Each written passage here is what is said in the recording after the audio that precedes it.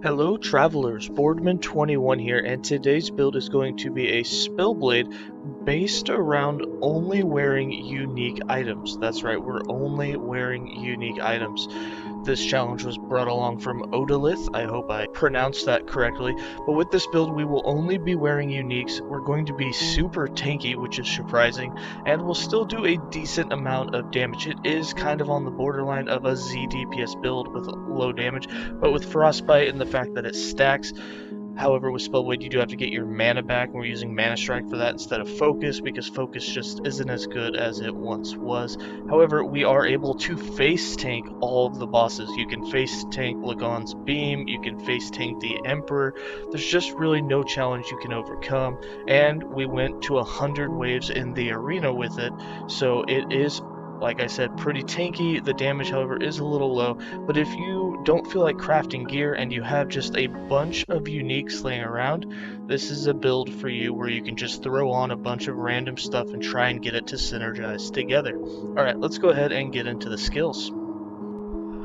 First skills, we're running Enchant Weapon, Mana Strike, Flame Ward, Shatter Strike, and Teleport. For Enchant Weapon, we have 4 points in Celerity for that increased melee attack speed when active, 2 points in Shivering Blade for the melee chill chance when active, 5 points in Frost Brand to give you 25 more added melee cold damage and 100% increased melee cold damage, 1 point in Frozen Sparks gives you +1 physical or +1 lightning and +1 cold damage for every 10 physical damage that's on our weapon, and we are wearing the Mordida's Reach, so we have 80 on there, so therefore we're getting +8 lightning and +8 cold damage from this just 1 point, which is huge. We have 4 points in concentration to keep the active duration alive for another 4 seconds, and 4 points in efficiency makes its mana cost down to 0 and gives you 40% more melee elemental damage. For Mana Strike, this is going to be how we regenerate our mana. We have 3 points in Arcanist Blade for that +9 mana on hit, 4 points in Swift Sap for the 20% increased attack speed, 4 points in Rage Sap for the 28% increased global damage as long as we've used it in the last 4 seconds, 5 points in Sprint Blade for that 150% increased area, and 4 points in Mana Drain to gain an additional 80% more mana on our hit. For Flame Ward, this is 100% being used for defense and not for offense. We even canceled the retaliation. We have 3 points in Dilation to increase the duration, and for some mana efficiency, we have 4 points in Star Ward Defense for 160 additional ward granted when used. 4 points in Concentrated Shielding gives you another additional 200 ward gain, and we don't really care about the duration. Yes, we do get a damage reduction from it, but mostly we're just using it to get as much ward as possible. So this 200 gain for a 40% reduction in duration is really nice for us. 1 point in Fortification because we don't care about the Retaliate, so we get another 150 ward. And 3 points in Desperate Defense so that we get 36% of our missing health granted as ward, and for us 36% of 1600 is about 600 to 700 more ward, so you're getting well over 1,000 ward when you activate Flame Ward. And 5 points in Barrier gives you 40% less hit damage when you are hit while it is active. For Shatter Strike, this is our main damaging skill. We have 3 points in Icy Flow, 4 points in Frostbitten, 3 points in Razor Ice, 5 points in Shiver, 2 points in Lingering Chill, 1 point in Breath of Cold, and 2 points in Whiteout. Now you can switch around the points in Shiver and put more points into the effect or more points into the ward gain, because you don't have to have the huge area, although I do like being able to hit larger areas because you can stay more out of the melee range and go for mid-range, which allows for more survivability as mobs will have to kind of come closer towards you to hit you, and it allows you to do a little bit of kiting with it.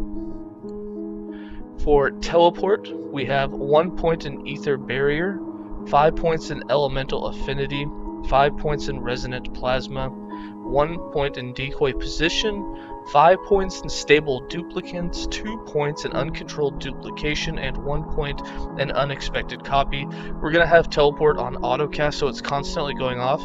That matched with our idols will make it so that we're always immune to being stunned, and the decoys that you'll constantly be spamming are always nice to have around to take away some of the aggro.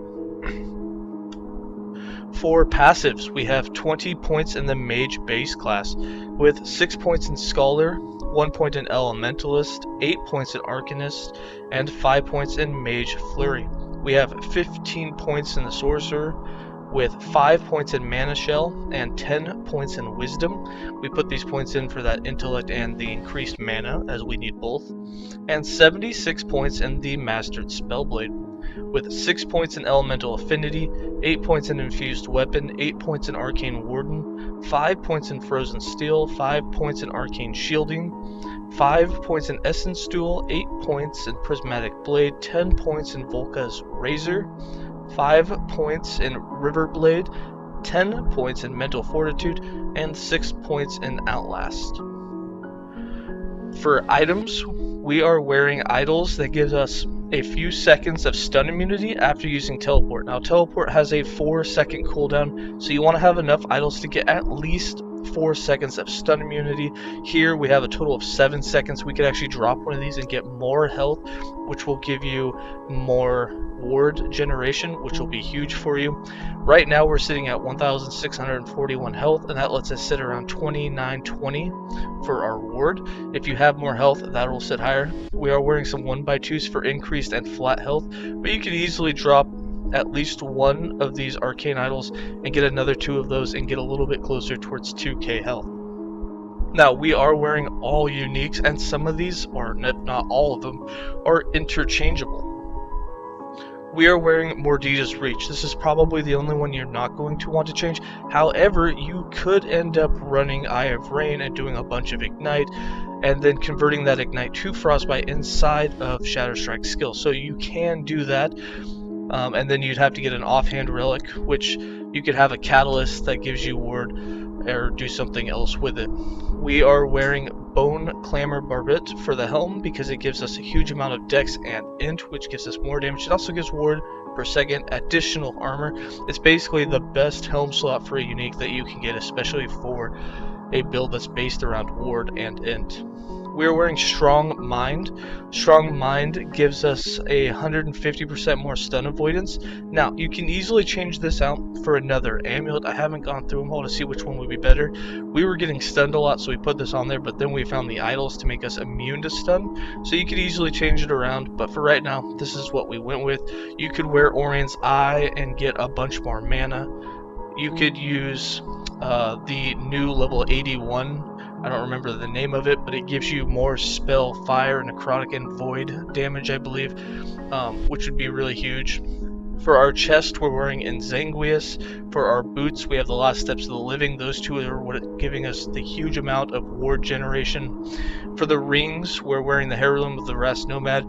Both of these come with an incredible amount of health. They also come with some cold and void resistance. You also can cleanse a potion if you ever do get frozen.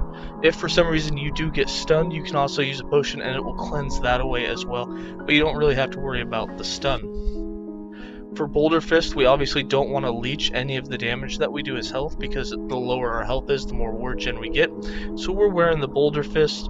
For our belt, we're wearing the Chains of Ursus. This is so that if we use a potion, it all gets counted as ward instead of health, which is really nice when you're in a grab. You can easily change this out for like the Strands of Souls, which gives you 100% of your mana spent gained as ward. It gives you some ward per second, ward on kill, ward retention, and ward when using a potion. So it's also a really good belt to use.